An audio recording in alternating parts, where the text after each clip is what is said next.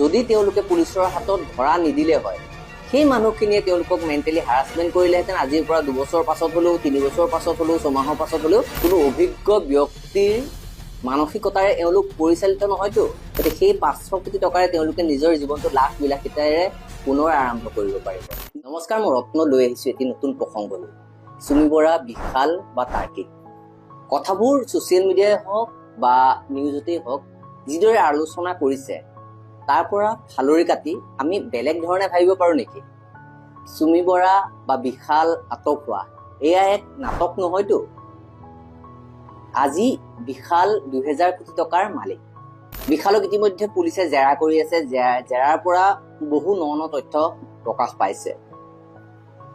এই 2000 কোটি টকা কোনে ইনভেষ্ট কৰিছিল বিশালৰ তাত? কোনোবা নামী দামী ডক্তৰ, কোনোবা নামী দামী অভিনেতা, কোনোবা প্ৰযোজিকা। কিন্তু এতিয়া এই পৰ্যন্ত কোনেও একো অভিযোগ বিশাল বা চুমিৰ ওপৰত অনা নাই। কিন্তু আৰক্ষীৰ হাতত ইতিমধ্যে আহি পৰিছে এখন দীঘলীয়া তালিকা। তাত 1500ৰো অধিক লোকৰ নাম আৰু কোটি টকাৰ পৰা আৰম্ভ কৰি, লাখ টকাৰ পৰা আৰম্ভ কৰি 100 কোটি টকালৈকে ইনভেষ্ট কৰা মানুহৰ নাম তাতে সন্নিৱিষ্ট আছে। 22 বছৰীয়া এজন যুৱকক যি জীৱন কি বুজিয়ে পোৱা নাই, সেই যুৱকজনৰ হাতত কি ভৰসাত কোটি কোটি টকা, লাখ লাখ টকা মানুহে তুলি দিছিল। সেয়া নিশ্চয় কলাধন আছিল। আৰু কলাধন আছিল বাবে তেওঁলোকে এতিয়া মুখ খুলিব পৰা নাই। কলাধনৰ টেক্স দিব নালাগে নহয়।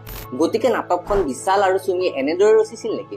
কাৰণ চুমিৰ বহুতো ডাঙৰ মানুহৰ লগত হাত আছিলে বা চুমিৰ বহুতো ডাঙৰ মানুহৰ লগত চা চিনাকি আছিলে। মন্ত্ৰী MLAৰ পৰা আৰম্ভ কৰি প্ৰভাৱশালী বহু ব্যক্তিৰ লগত চুমিৰ ঘনিষ্ঠতা আছিলে বুলি শুনা পাইছো। ধৰা হওক 2000 কোটি টকাৰ 500 কোটি টকা চুমি আৰু বিশালে নিজৰ লাখ বিলাসিতাত খৰচ কৰিলে। এতিয়াও তেওঁলোকৰ হাতত 1500 কোটি টকা আছে। সেই 1500 কোটি টকা তেওঁলোকে বচাব কিদৰে?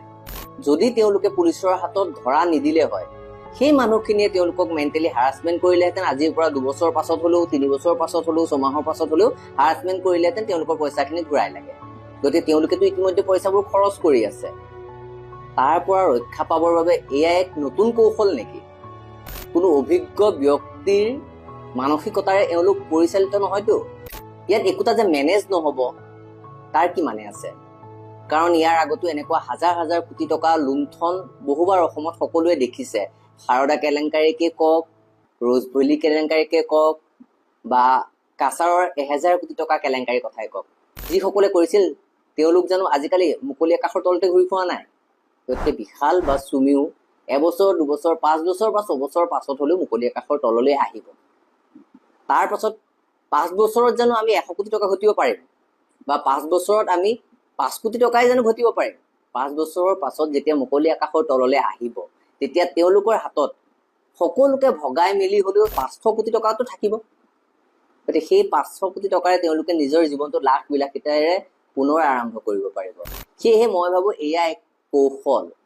এয়া তেওঁলোকৰ একো ষড়যন্ত্ৰ, একোটা আৰু তেওঁলোকৰ আশীৰ্বাদ আছে নিশ্চয় কোনোবা মন্ত্ৰী আমোলাৰ, কোনোবা বিষয়াৰ তেওঁলোকৰ ওপৰত আশীৰ্বাদ আছে। এই কথাখিনি মোৰ মনলৈ যিদৰে আহিছে নিশ্চয় আপোনালোকৰ মনলৈও আহিছে।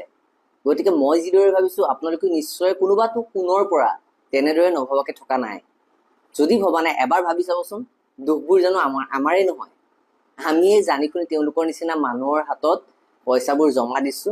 আমিয়ে জানি শুনি তেওঁলোকক আজি বিলাসিতা জীৱন এটা কটাবৰ বাবে সুবিধা কৰি দিছো। এবাৰ কথাবোৰ ভাবি চাব।